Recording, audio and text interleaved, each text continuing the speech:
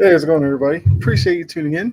We are back for another edition of Sunday Snap Counts podcast.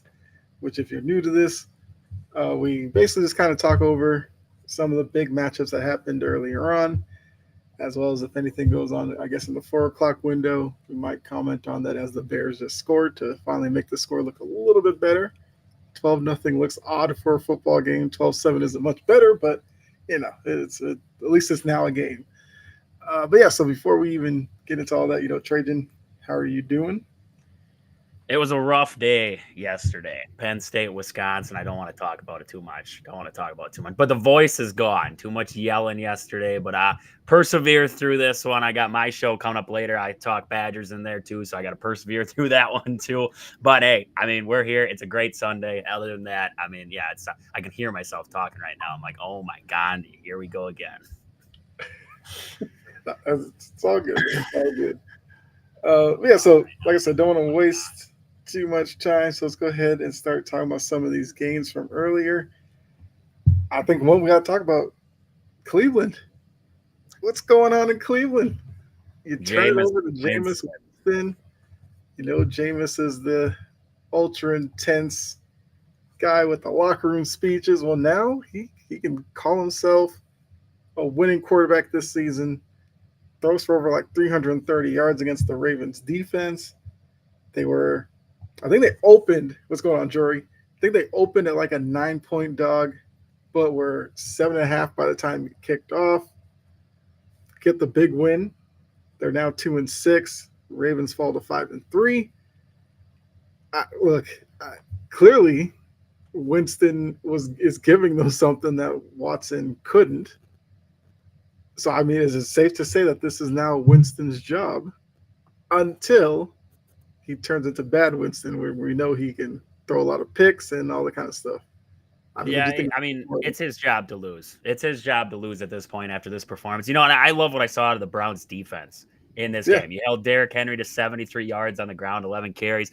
That was a big part. 11 carries. That's a low day for Derrick Henry, but that's called good defense on the backside of it there. The Ravens were in a spot where they had to throw the ball around a little bit. They weren't able to rely on that run game like they wanted to. I mean, Lamar still got his 46 yards on the ground there, but still, I mean, they forced the Ravens to throw the football, which is something, yes, they can do. I know Lamar's got a decent enough arm, but it's not what you want to do. When you have Derrick Henry, you have Lamar Jackson, you want to run some options. You want to, get the game going on the ground and then work to the air. This was a flip the script for him. And, the Browns defense stepped up big in this game, late in that one, putting pressure on Lamar on that last play, not allowing him to set up, make a good throw there. Nick Chubb had a decent enough game, I guess, 16 carries, 52 yards. Not great, but respectable, right? A solid day. Not terrible by any means. But then, I mean, you look at the receivers now. I mean, you have Cedric Tillman in there. He leads the team with receptions and yards on the day. And then you have Elijah Moore in second there. And then you have Jerry Jeudy. Like, these are guys, I mean, no Amari Cooper. He's gone now. You don't have those weapons still in that room. And yet, found a way. Jameis Winston found a way. You love to see it. I mean, it's Jameis Winston's job to lose at this point. Yeah, I mean, I know Cleveland did a good job stopping the run. This is another one of those games where you see Derrick Henry only has 11 carries that I feel like somebody dropped the ball with the game plan. Because Derrick Henry is a guy that you kind of keep feeding him. It's not like they were getting blown out and just had to throw the ball. Like, for most of this game, it was back and forth, very close. I don't understand why he only had 11 carries, but hey, that's Baltimore. They do that from time to time. I don't get it. But they now lose, like I said, to Cleveland. There was a couple of big plays late. Yes, Kyle Hamilton did drop that. Should have been picked, which would have actually ended it. But that's why he's a safety and not a wide receiver, not known for hands necessarily.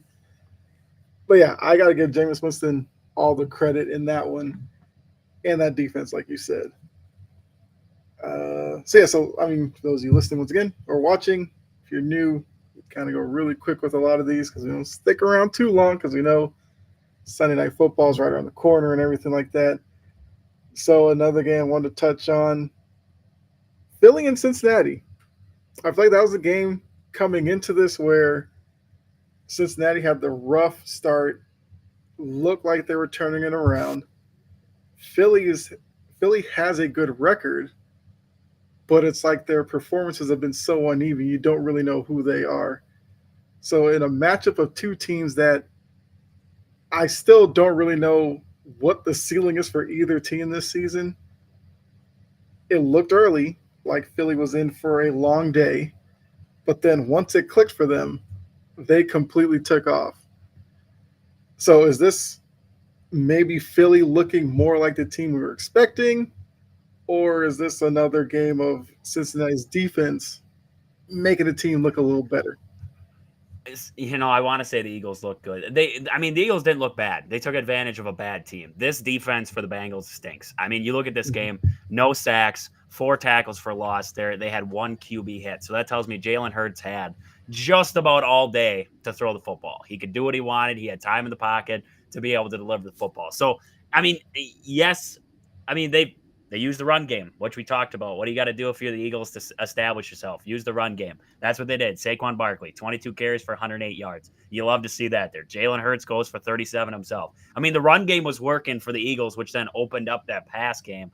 But it's so hard to gauge off of what a team does against the Bengals defense because that front four is terrible. Like, that might be the worst front four I've seen in a while. And we're talking about Giants. I mean, they have a better front four. I mean, man, like this is a bad front four for the Bengals that they need to address because the offense is not this bad. Yes, the offense did kind of go away in that second half for the Bengals there. I mean, they scored once in that third quarter, and that was it. Nothing across the board the rest of the way. So just a rough day all the way around for the Bengals. The Eagles took advantage of it, and they won it outright. I mean, I want to say it makes you feel better about the Eagles, but I got to see this against like the Commanders, right? We're watching the Commanders against the Bears right now. And up until you said they just scored, so it's 12-7. Up until then, the Commanders defense has looked great. They have looked phenomenal getting at Caleb Williams. When I see the Commanders go up against the Eagles and I see this kind of outcome for the Eagles, okay, now I'm talking about the Eagles as a for sure contender. But you have the Lions who are, I mean, they're top dog. We just watched what they did to the Titans today. That's top dog business right there. The Vikings, the Packers, those teams are a little bit below. I'm a Packer fan. I don't put myself on a tier with the Lions right now. That is a different kind of team right now. Where do the Eagles fit? I think that's my biggest question is where do the Eagles fit in this equation? And I don't know. I truthfully don't know if they're a step below the Packers or if, are they down with like the Buccaneers and Falcons? Because I don't put the Falcons up there. I don't have the Falcons and Buccaneers on that level right now, especially with the Buccaneers injury problems.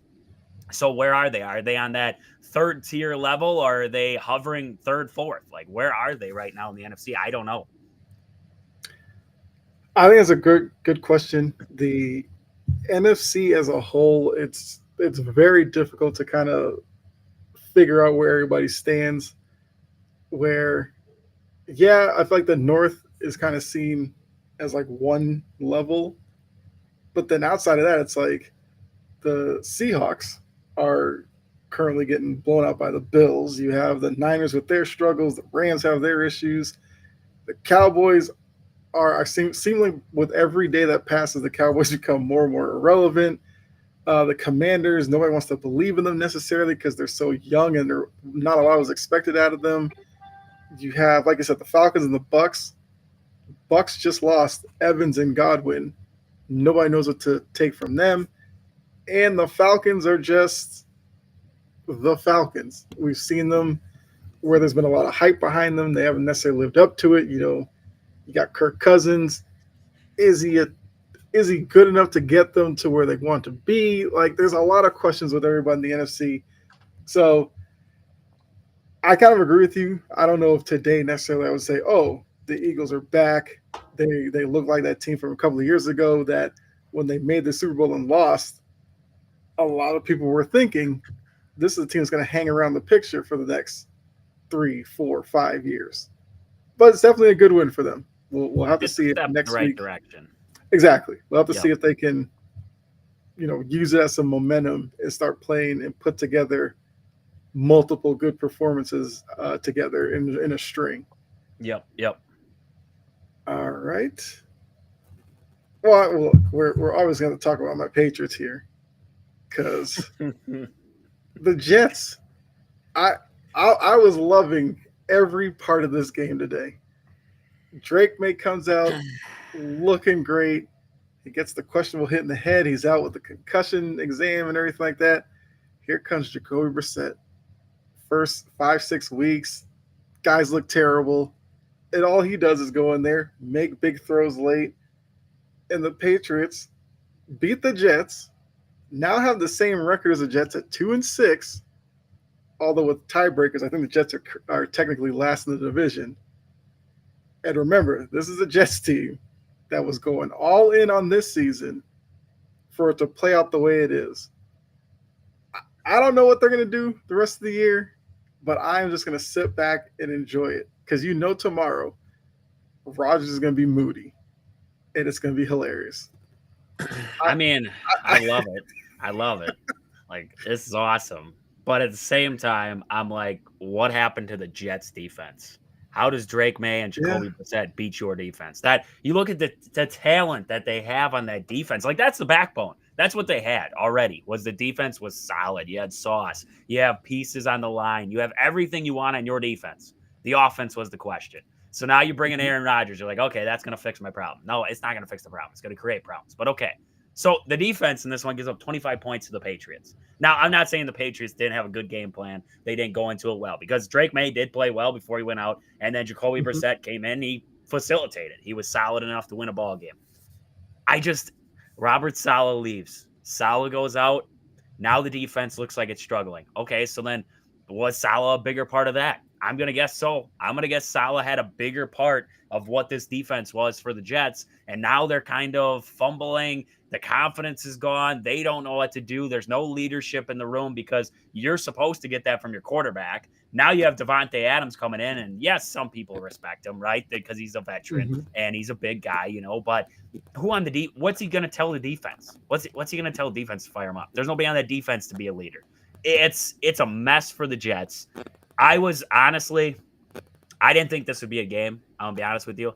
I thought the Jets, not get right in this game, but I thought the Jets would win this game. I really did.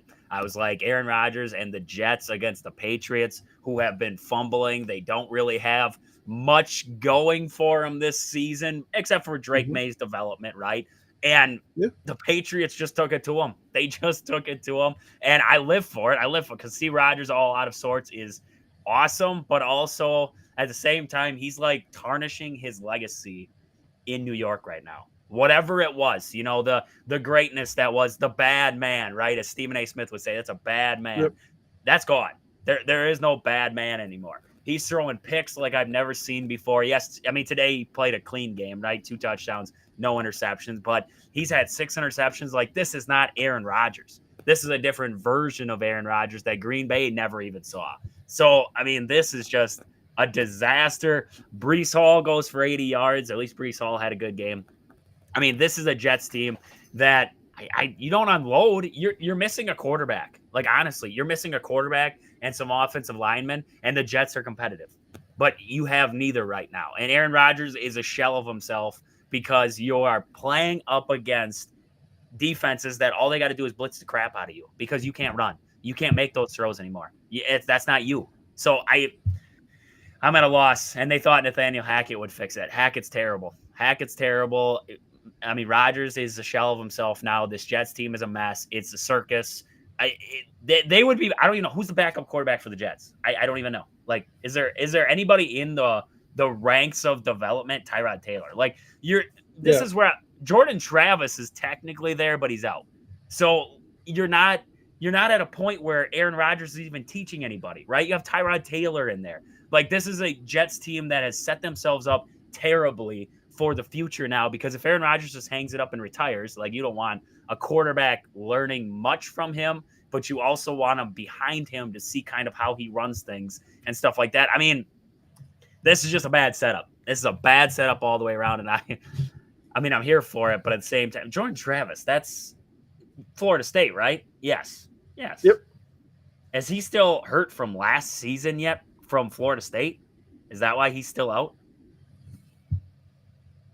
That would, I mean, it'd have to be either that or with Tyrod as the backup, they didn't want to carry three quarterbacks, so he's probably just like scout teaming it at practice. I don't know. Yeah, because he has no NFL stats. I think they would at least show the preseason, if anything. So, I mean, he's got nothing for stats. So I'm guessing he's just been out since Florida State, or he's on the practice squad or some other business. Yeah, like you said. But I mean, this is a disaster. This is a disaster. And what the heck's the owner's name? Woody Johnson. Woody Johnson. He is terrible. Just terrible. And this is a terrible situation. There is no fixing it right now. This is not anything you can right the ship on. I don't even think they right the ship in next season. I think it's going to be a season or two, because now you got to bring a quarterback in and try to get it right. Yeah, I mean, you brought up the Rodgers teaching Jordan Travis or anything like that. I don't know if I want Rodgers teaching my quarterback necessarily. Like I just hate his body language. I hate his body language. I hate his demeanor. I hate the way he's like passive aggressive through the media to try to get his point across. I hate that he goes on like Pat McAfee and acts like he doesn't do anything. He acts like he's surprised by everything that's going on with the Jets. It's just like it's just too much. If I'm Jordan Travis, I'm like, I'd rather learn from Tyrod Taylor. Like, that guy is a pro. He's had some of the worst luck of anybody you could think of, but he's not a guy who brings drama with him. Aaron Rodgers only exists in drama. That's like the only time he's happy. So I agree with you. I don't think the Jets figured out this year. If Aaron Rodgers like holds them hostage and comes back next year or something like that, I don't think they do anything next year either. Like, he's a guy that you can see. Mobility's not there. Some of the throws he used to make that used to make people's jaws drop, he doesn't make all of them anymore. No. He just looks like a slower guy kind of just playing out the string. And the Jets made their bed with this. They thought this was the guy to push them to a title, and it's not going to happen. Nope, not at all. Seahawks muff a punt. All right. Let's keep going. Well, actually, Jory brought up the Dolphins loss. Yes, it was the return of Tua. No guardian cap at all. None needed, I guess. He made it through the game. He went 28 for 38, 234. Touchdown, no picks. He scrambled like 3 times for 13 yards. I'm sure that's the stat that makes you kind of hesitate a little bit. But the biggest thing, Tyreek Hill was actually involved, which is something that was an issue when Tua was out. But not to only make it all about Miami, got to give Arizona some credit. Because look, Call of Duty's out, and Kyler Murray still had a good game today. So maybe he hasn't gotten into it yet, but he went out 26 for 36, 307 with 2 touchdowns. He scrambled a little bit, and big news for them as well. Marvin Harrison was locked in, engaged, 6 catches for 111 yards. So I guess with all of that, like, what do you make of Arizona? And what do you feel about Tua first game back? Can Miami turn this around a little bit now? I think Miami can. You know, the biggest thing that I always say about the Cardinals is that they're the most hot and cold team you'll ever see. One day they come out, and I swear to you, they could go beat the Kansas City Chiefs. They could beat the Bills. They could beat anybody you want them to beat. And then the next week, they're going to go lose to the Miami Dolphins, or they're going to go lose to the Tennessee Titans. Like, they're so in between. You don't know what. If you get this Cardinals team week in and week out, or even 3/4 of this, they are going to control that side. They are going to end up ahead of the 49ers, ahead of the Seahawks. They will win that division. If you get the hot and cold, like we've seen when they went up to Lambeau and, Jordan Love and the boys just had a field day with them, that's a completely different ballgame, right? So it's so hot and cold with me for the Cardinals. Like Kyler Murray plays a game like this, and all of a sudden next week he's gonna it's like Call of Duty took his life over, and he has no idea what's going on. I'm not worried if I shouldn't say I'm not worried if I'm the Dolphins, but I mean, I look at this Dolphins team. They just get Tua back. You cannot expect the Dolphins to come out in the first game that Tua came back in 1 week of practice, and you're just going to expect everything to flow smooth. The world is okay. Everything's lighting on. It's all firing on all cylinders.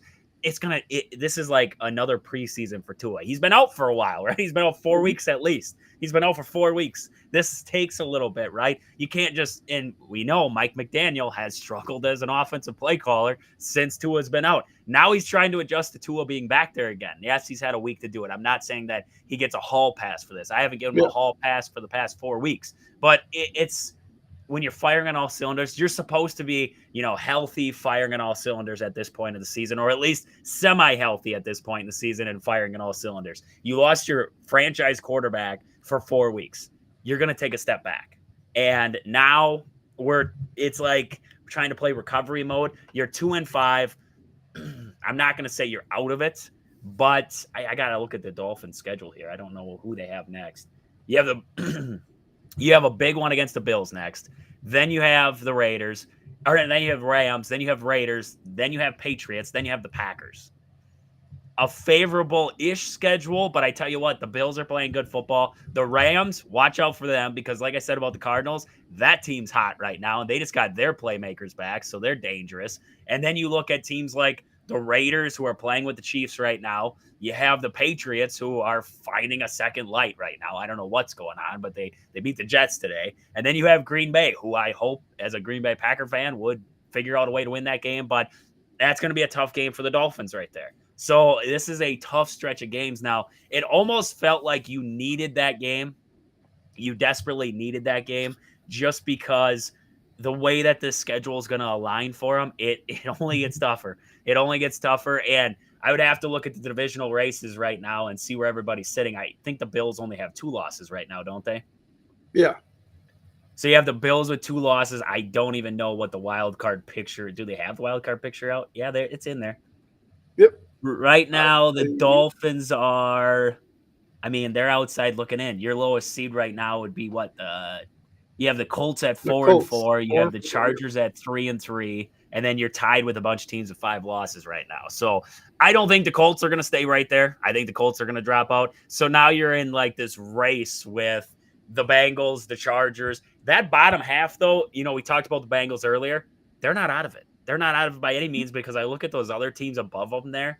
I don't think that any one of those teams can separate themselves from the pack. I think this could be a great race for that final seed to get into the playoffs right there. I mean, it's definitely shaping up that way. Maybe some of these teams are underachieving, but I guess the good part about that is nobody's out of it as we also get closer to the trade deadline. So it's going to be interesting to see what some of these teams do. Who decides to sell, maybe not buying into them, kind of hanging around. Who decides to buy to maybe go in to move up as a wild card or possibly division winner. We'll see. But I mean, I agree with you. I want to see, I guess, what Tua looks like next week. Full practice and everything, getting back into the routine of it all. Obviously, I'm not going to say that they're some dangerous team to look out for because, like you said, with Mike McDaniel, I haven't been impressed with him at all, especially this year. Most coaches, if you lose your starting quarterback, yes, that's a big deal, but that doesn't mean you get to completely mail it in for a month because Tua's out. The offense with Huntley was embarrassing. So we'll see if he finds his, mojo or whatever, and they figure it out. I don't know. I don't know if I would buy into it. I feel like the Bills are basically looking at the way today's game's going with them and the Seahawks. Like, you might as well kind of pencil them in as the division winner already through 8 games. they'll have like a 4-game lead over everybody in the division. Like that's crazy. Yep. But let's keep moving. And the So Jets aren't mathematically eliminated yet, which is, I mean, Aaron Rodgers run the Jets table, fans, baby. to Jets fans, they're eliminated. Yeah, it's true. Jet fans are trying to get rid of Woody Johnson and Aaron Rodgers at the same time. Yeah. And look, I mean, I know it's not that show, but if the Yankees lose in the World Series and then they start turning their attention to the Jets, New York might go up in flames. What's going on, They Pavel? need Game 7. They need Game 7 Yeah, desperately right now. Give it another week. they need something. Yeah. Let's see. Let's take a look at, I guess, your Packers, because we haven't talked about them yet. They went up against Jacksonville today. The 2-6 Jags now, as the Packers beat them 30-27. The line was 3.5, so it kind of played out the way Vegas had it laid out. But I mean, obviously, your top performers, you got Jordan Love, 14 for 22, 196. He did have to leave the game. And Malik Willis. We've had a Malik Willis sighting. We have 2 QB1s. Jory, I want to thank the Tennessee Titans for Malik Willis. And you guys better wish you had him back. I mean, Malik Willis is an interesting study because last year he was a guy who, like, in his mind, everything was like 200 miles an hour. Like every time he dropped back, it was like jittery movements and all this kind of stuff. This guy now, he looks like a legit quarterback. Yeah. I mean, I'm not going to call him that necessarily because I would like to see if he went somewhere and was given the job and had 17 games worth, being a starter, what he would look like. I don't know if I would necessarily sign up for that, but he's in a system that's working for him. So shout out to him, all credit to him, because it's not easy coming in the way he did and playing the way he did. 4 for 5, 56 yards, had the touchdown pass. But once again, Jacobs on the ground, another big day for him. And that balance for Green Bay makes them even more dangerous. So Jacobs, I mean, he doesn't have to give you 127 each week, but I don't know, man. Green Bay might be, obviously the Jordan Love health part of it's going to be something that you have to look at. But yeah, let me know. Like, what did you think about their performance today against a Jags team that's not good, but there's talent there. I feel like we've talked about that before. They're better than what people give them credit for. They're a lot better than what people give them credit for, those Jacksonville Jaguars. Trevor Lawrence orchestrated some drives late in that game to put the ball in the end zone that, it takes a pretty darn good quarterback to do that. So everybody who's on the Trevor Lawrence is a bus train. I'm not going that far yet. Trevor Lawrence has got some talent left in there. Just the play calling sometimes seems off. But the Packers, this was a game they survived, right? We've had our struggles in Jacksonville against the Saints. We got completely blown out when we went over there. We went down Jacksonville, played the Saints when that Hurricane Ida went through. It was a few years back there. I can't remember what year that hurricane went through. But, this was a game. The Packers snuck it out. You talked about Malik Willis there. He orchestrated that final drive for the Packers to go down the field and kick that field goal. That big catch by Jaden Reed heading down the sideline, goes for 51. That throw was on the money, in stride. Jaden Reed caught it. He's down the sideline, and it's great play calling late in the game again by Matt LaFleur. Brooks, nobody knows about, I think his name's Chris Brooks. I want to say, I could be wrong there. Chris Brooks, yes. He had a run there late in the game. Goes up the middle. Chris Brooks is a no-name running back, right? A touchdown would have done numbers for his name. Goes down at like the 2-yard line. That's what you love to see. A guy who's a team guy. We got to run this clock out. He got the first down, laid down. He could have walked into the end zone. The Jaguars would have been okay with that, but he laid down. Now, I'm not saying that, he wouldn't have done that anyways, but that tells you a team player too. He's a third string running back who doesn't get many touches, doesn't get many, touchdowns on the season, and he has that opportunity. He lays down. That's a team player. I like that move by him there. Tucker Kraft balled out again, 3 catches for 78 Yeah. yards. This guy is one of the better tight ends in the league. And if you don't know the name, you better learn it fast because this guy's a dog on tight ends day. Has a big touchdown for the Packers. Defensively, this Packers team, I can't wait. I don't want to see the injury report when it comes out because Jair got hurt late in this game. I thought Nixon was banged up a little bit. Evan Williams, if you don't know his name, safety for the Packers. He's one of the best. Actually, I think his grade is the best safety. According to PFF, he is the best safety in all of football. He's a rookie. He's a dog. He goes down with injury. Then we have to throw Javian Bullard out there. He goes back to safety, which is usually his spot. But then we got to move pieces around, right? And then all of a sudden, we're getting beat in the slot because Bullard's back there. He hasn't been back there. He's been in nickel for a while now. So just a lot of injury problems for the Green Bay Packers coming out of this one, which makes you nervous going into that game against the Lions because now you look at Jordan Love. He has a groin injury. We don't know the extent of it, right? He had one early on in the game. He tried to make a crossbody throw, landed on his leg kind of awkwardly. And then all of a sudden it just got worse and worse. And then Matt LaFleur said he couldn't walk. So I don't know what's going on with Jordan Love. You love that you have a guy like Malik Willis who can step in and he can do the things that you need him to do, right? It's not like he's this Patrick Mahomes quarterback. It's not like he's going to ball out for you like Jaden Daniels or Joe Burrow, but he's going to step in there. He's going to do little things that you need him to do to, make the offense work. And it helps when you got a guy like Josh Jacobs where he's like an automatic 2 yards. He's going to fall forward for 2 yards every time. Like, I love that about Josh Jacobs. He is just a bruiser of a back. So it told me a lot about the Packers because the amount of adversity they had once again with their quarterback going down, and then you had to bring in the backup. They went up big late, and then Jacksonville was able to come back and not tie it, but yeah, they did tie it. Yeah, they tied it late there. They were able to tie it late there, and you're like, oh, crap, right? Malik Willis has got to take this team the length of the field here. And he got her done, right? And it helps to have a guy like Matt LaFleur on the sideline and guys in your room like Jaden Reed, Christian Watson, Romeo Dobbs, some of the talent that they have around Malik Willis to kind of settle that in. An offensive line, like you said, where Josh Jacobs has 127 yards on the ground, they're also good in the pass block too. So it helps to have guys like that to kind of settle Malik in. But I loved what I saw. There's definitely things that need to be improved, right? There's always things that need improvement week after week. What makes me nervous going into that Lions game is the defense a little bit. Yes, they create turnovers, but it's still the lack of pressure that they get on quarterbacks at times that struggles, right? Only 4 quarterback hits in this game, 1 sack by Edgerrin Cooper, which he did force a fumble on that same one too there. So you love that. But also the Packers got to get healthy. I mean, you were without Quay Walker. Now, a lot of people hate Quay Walker in the run game. I hate Quay Walker in the run game. But in the pass game, he's big time. He's a great linebacker for pass coverage. So without him in this game, they had a lot of Evan Ingram and a lot of the tight ends were getting open downfield. That's normally a spot where Quay Walker would be filling into that role. So it's going to be interesting to see.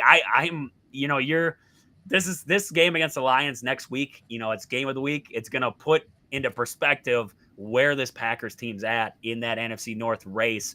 I don't think the Vikings, I watched Sam Darnold in that game. We should talk about that game too, the Rams and the Vikings there. But watching that game, I did not think Sam Darnold was going to orchestrate a game-winning drive there, whether he got his face mask ripped off or not. I did not think he was going to, orchestrate a game-winning drive. I don't trust Sam Darnold. I don't trust him to be able to lead the Vikings to the promised land. So my question for the NFC North then is are the Lions here and the Packers and Vikings are tied here, or are they close? Like, where is it at? And is it going to be, if the Packers go and get a piece at the trade deadline, where is that going to kind of put them in that spectrum? That's what I want to see here when they face the Lions next week. But all in all, a solid win. This is a decent enough Jaguars team. It kind of trumped what the Jaguars were trying to do because they desperately needed this win. Green Bay, I said they desperately needed this win, but Jaguars needed it more. They come up short. A solid game, though. A solid game by the Jaguars. I actually got a lot of respect out of the Jaguars after this one. Yeah, I mean, look, the ending, like you said, Willis leading that touchdown drive. What's crazy is the Jags got to play on kind of a garbage kind of throwaway type of thing. Evan Ingram goes up, makes the catch, comes down in the end zone. And it's like, I'm sure a lot of Packers fans like, we're not really about to lose this game to Jacksonville at home. And the immediate answer from Green Bay, just going right down the field. Yes, there was like a broken coverage on a play that allowed, I guess, Reed down the left sideline, but still had to make the plays. I feel like that right there shows a team that, gets into the playoffs will be able to kind of be ready for everything that can happen in a playoff game. Because a lot of teams in this league, if you give up a late touchdown like that, no chance you're going down and scoring right after. When Green Bay was able to do that, I do think. I guess we could talk about that Rams Vikings game because it ended in a way where that kind of overshadowed a lot that went on.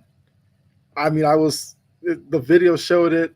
I was watching it live, and I was like, was that a face mask? Then you saw the replay, and it was like, it was clearly a face mask. The ref came out and said, like, he didn't have a good look at it, which, I mean, if you're the back judge there, that's literally your job to watch the quarterback play and see if anything went wrong. So the fact that you couldn't see it, kind of wild to me. But, I mean, yeah, because you did say that you didn't have any faith in Darnold leading that drive. I mean, the play before that where he short hopped the out route does not give you a lot of confidence that he's going to be able to do it because he short hopped it by like 10 yards. I still would have liked to have seen, like, if they gave the call, you move out from the shadow of your own end zone. I thought that would have been a great spot to really analyze who Sam Darnold is at this point in his career. Because that's what I was waiting for. Because when I saw him going out there, I was like, hey, Sam, like, show me something. A lot of people aren't believing in you and everything like that. If you lead a drive here to win a game, like, now you might get some respect. I mean, after it now, it's just like, we still don't know. Because, yes, it was a safety, but it shouldn't have been. Like, it was clear face mask. Yeah. So, I mean, so I guess with you talking about the division, where do you put the Vikings? They're not below the Packers right now because we saw what happened when the Vikings and Packers met up there. The Vikings handled their business, and then the Packers made a little bit of a comeback. But, I mean, I'm putting the Vikings-Packers side by side right now. It's going to, like I said, I mean, that game against Detroit is going to tell me a lot about the Packers. I don't think it's going to if Jordan Love can't go, though.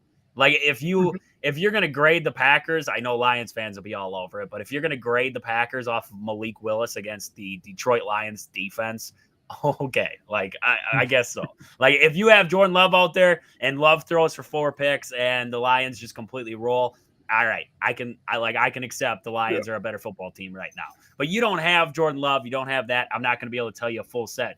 Right now, your tiers in the NFC North are the Lions, Packers, and Vikings are right there next to each other, and then you have the Bears after that. Because watching that Bears-Commanders game today, I'm seeing a lot of problems in the Bears that, I mean, continue to be problems. And they've gotten away with it the past couple of weeks because they played lesser opponents. Now they're squaring off against a good defense in the Commanders, and they're exposing what's going on there. So I don't like the Bears right now. I'd say the Bears they're in that 4th spot by themselves. And then you have the Packers and Vikings. They're right next to each other. And then the Lions up top. Now, that's not saying, we're going to talk about that, but the Lions, I mean, Jared Goff's got a little bit of a banged up ankle right now.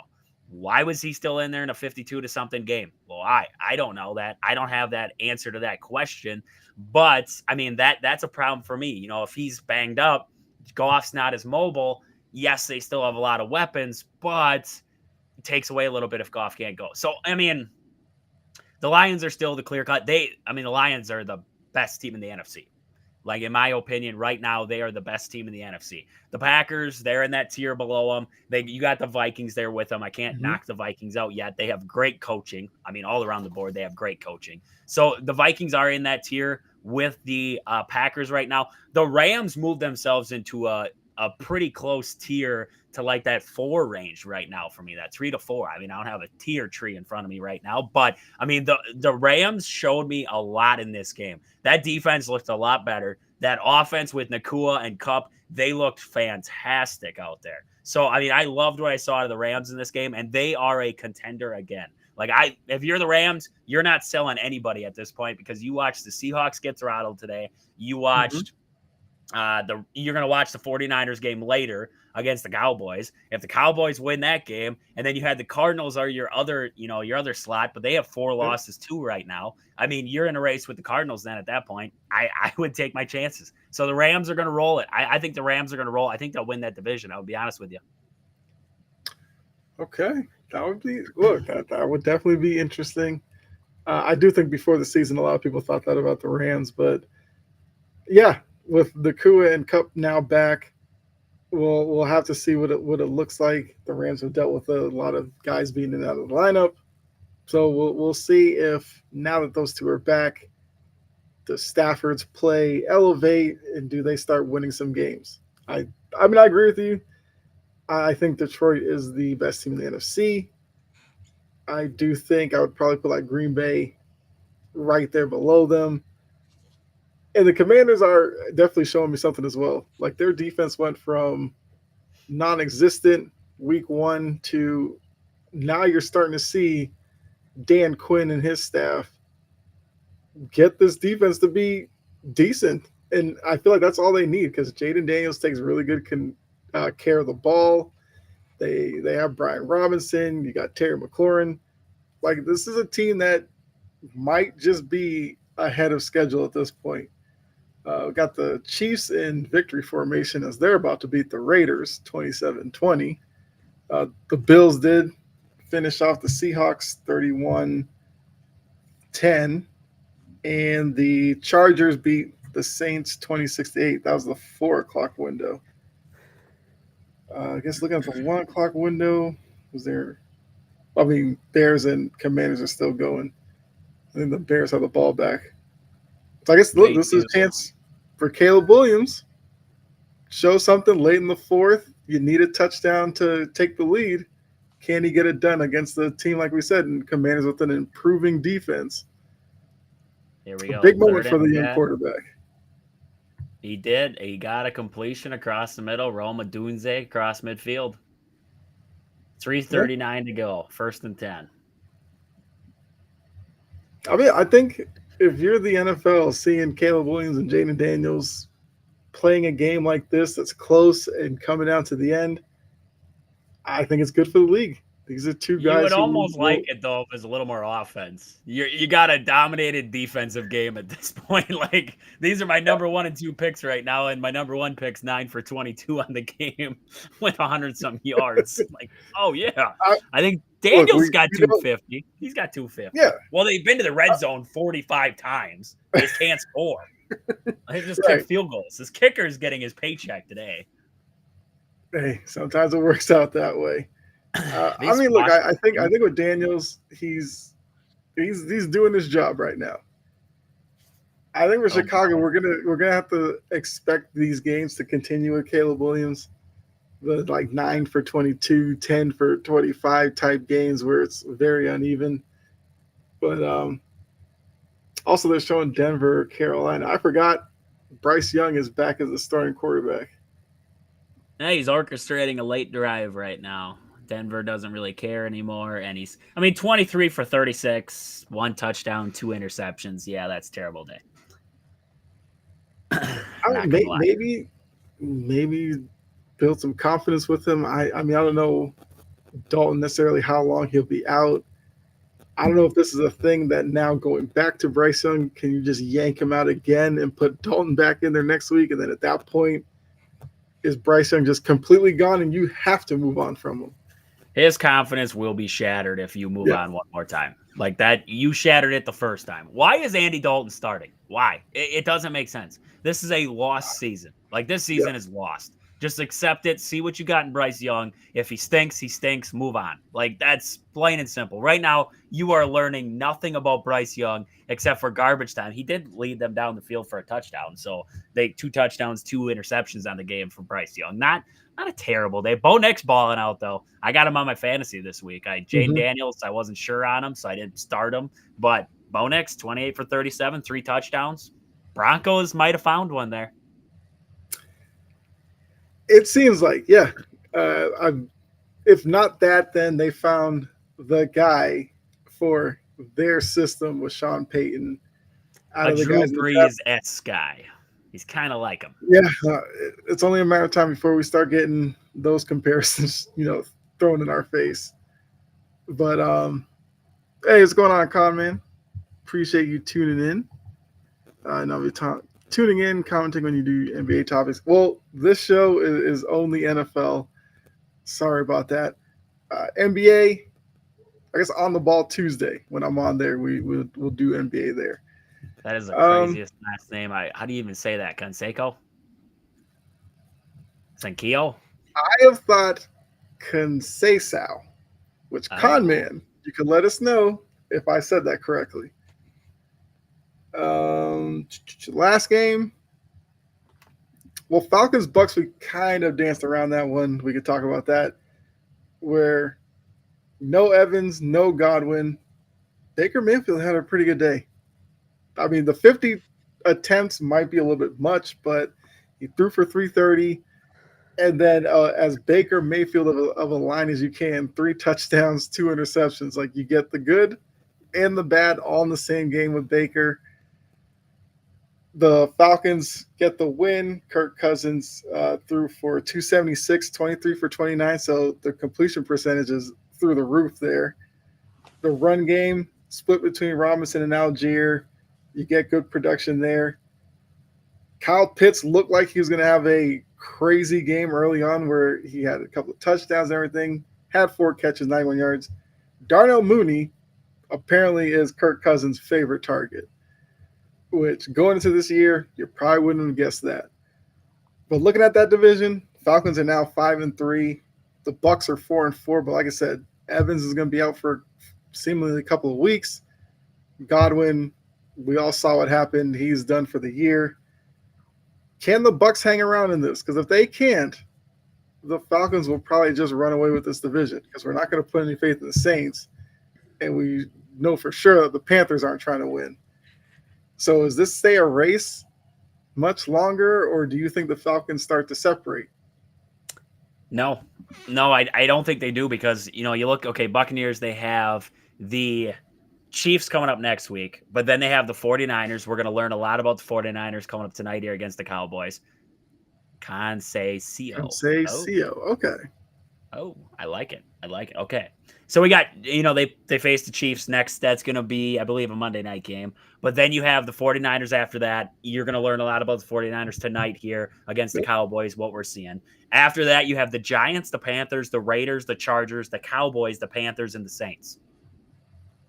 That's a pretty favorable schedule for the Buccaneers with no weapons and Mike Evans coming back at some point there. So this performance against the Falcons tells us anything. It's that Baker, he doesn't have the big talent wide receivers that he did, but he's still got the arm. He's still got the ability to make things happen. And he likes Otten. I mean, he's throwing at the tight end a little bit now. He's spreading that ball around. The Falcons, they have the Cowboys coming up next. Then they face the Saints. Then we see the Broncos, the Chargers, the Vikings, the Raiders, the Giants, the Commanders, and the Panthers. Similar schedule, but you have a little bit tougher teams in there, right? We don't know what to think about the Broncos, right? You never know what to think about the Broncos there. But then you see teams like the Chargers on there and the Vikings and a Commanders team. I don't know. I think the Bucs hang around just because of the schedule. I think the schedule is more favorable for the Buccaneers to pull one off here. A pass interference call on Roma Dunze got a pass interference call, so now the Bears are going to be set up with, like, first and goal. Oh, no. We're going to find out if Jane Daniels can orchestrate a game-winning drive. Yeah. That's not pass interference. My boot. Come on. I mean, there's been a couple of questionable ones today because I know in the Patriots with the Jets, there was a questionable one that was given to Devontae Adams on a play that Rodgers kind of overthrew him. They called one there that extended a drive. Refs haven't had the best day today. So, yeah, I feel like as we kind of wrap this up, how about, I guess, quick thoughts on Niners-Cowboys tonight? One quick thing. I don't think Jane Daniels is going to have a shot. I just looked at the time on the clock, 27 seconds. Looks like the Bears were going to, like, bleed out the clock. It's whether or not now they can score. This is the defense getting a stop here. Oh, boy. You're loading up the box. It's the Swift touchdown. Are you crapping on me right now? Okay, Jane Daniels has time. 23 seconds. 23 seconds. One timeout. One timeout, 23 seconds. The Bears got saved by a pass interference call that the ball cleared the receiver's head by 35 feet, but that's okay. That's okay. We'll survive. 49ers Cowboys tonight. To answer your question, um, this is a game where we're going to learn one of these teams is going to be out of playoff contention by the end of the night. I don't know which one. They both stink right now. The 49ers have no weapons left in the room, and the Cowboys they have no run game, so they don't know what to do. They say that they couldn't have fit Derrick Henry into the, play calling scheme. I call that a whole lot of BS because there are 31 other teams in the NFL right now that would take Derrick Henry, or 30, I guess, because Ravens already have him, right? There's 30 other NFL teams that would have taken Derrick Henry's services in their town. So I call it a whole lot of BS right there. But and that's just Jerry being Jerry and trying to cover his own vote right there. They're favoring San Francisco by 5.5. I find that kind of surprising. I think this game is going to be really close because you have two struggling offenses trying to score. You have two defenses that can be good, but they can also give up a little bit of yards too. So this game's going to tell us a lot. I tell you what, by the end of the day here, we're going to know, are the 49ers out of it because 5 losses already with no weapons, seeming like they're coming back anytime soon. That's dangerous waters to be treading there. And then the Cowboys, if they lose another one, Jerry's world is just going to blow up. Jerry's in the media. He needs to get out of the media. I've had enough of listening to him because he's just making a fool out of himself and the organization at this point. This game's going to tell us everything that we need to know about these two teams. And it might be a shootout. Like, I'll be honest with you, it might be a shootout. I'm telling you right now that both offenses suck, and it's going to be a shootout.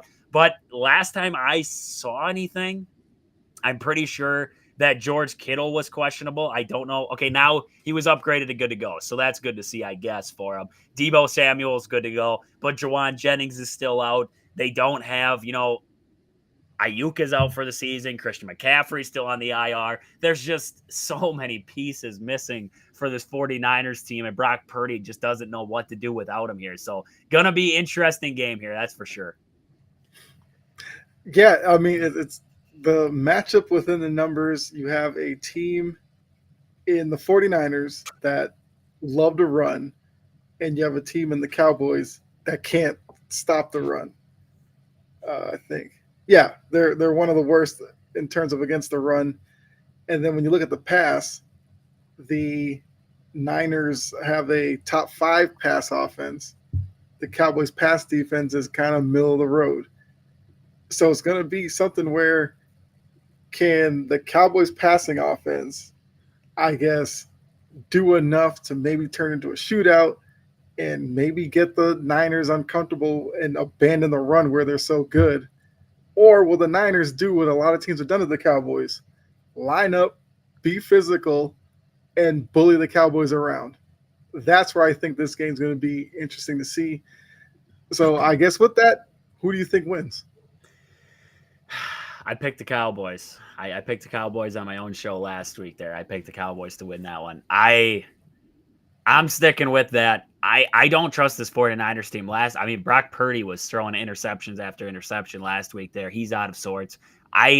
It's at Levi Stadium, so I think it gives the 49ers, you would say it gives them a little bit of an edge. I just got that feeling that the Cowboys are going to somehow rattle off this win and somehow keep their name in that little bucket there, that they're going to find a way to advance and get into the postseason of some capacity. So I'm going to take the Cowboys to win this one. I hope I'm wrong. I hope I'm wrong because I want to hear on Monday morning what's going on in Jerry's world if they lose. I'm actually going to take the Niners in this one. I think they're going to bully the Cowboys, and I think we get some Jerry quotes come Monday. But yeah, so that's kind of our show. That's snap counts for you. We have 5 seconds. Yeah, I mean, one shot. If Jaden Daniels pulls us off, he might be writing his Hall of Fame lore already. I don't know. That kicker's got a leg. He's been dialed up all day. Maybe we just let him kick it from the opposite side of the field. Why not? Could you see one day if a kicker, advanced sciences and everything like that, we start seeing 70-yard boots? That'd be wild. You'd have to think so. You figure that with the evolution of athletes, kickers' legs should get stronger. Maybe new technology with the ball or something. I don't know, but I feel like it's gonna happen. The longest kick is what 60. What's the record? Like 65 yards or something. Records are made to be broken, so somebody's gonna do 70 one day. But all right, so you got the Cowboys. I'll take the Niners. We'll see how this game plays out. What So, happened here? What happened? We got 2 seconds. We got 2 seconds at the oh yeah, 50 yeah. for the game. Get rid of it, Buster. Rolling. He's back to the left now. We got magic in that arm, Daniels. Just throw it. What do you do? Okay, here we go. It's gonna get there. He got it. Oh my This is Did you Jaden watch Daniels' that? world. I just went to it. Yes. Hey, He tipped it not into his only own not hand. only Aaron Rodgers can do it. Not only Aaron Rodgers can do it. Apparently. That's the Bears. That is Yeah. the Bears' luck. Oh my goodness. They tipped it up, and that guy was no part of it. He's just standing in the back, like, I'm just gonna stand off to the side. It's over. Oh crap, there's the ball. I mean, look, what do they teach you? Knock it down. A Oh my deflection in the air is the worst thing on a Hail Mary. That and just completely losing a guy in coverage. yes, he's just standing there all by himself. I mean, look, that might be the biggest sign that something is definitely brewing in Washington. Yes, sir. That luck is on their side. Look at them. I'm sorry, Bear fans. I'm sorry. Like, All four Bear defenders back there against two guys, and then all of a sudden Noah Brown sneaks in behind. Like, oh yeah, I'll take that. I mean, look, good for that franchise. Like He has they've got had a some gun. terrible years.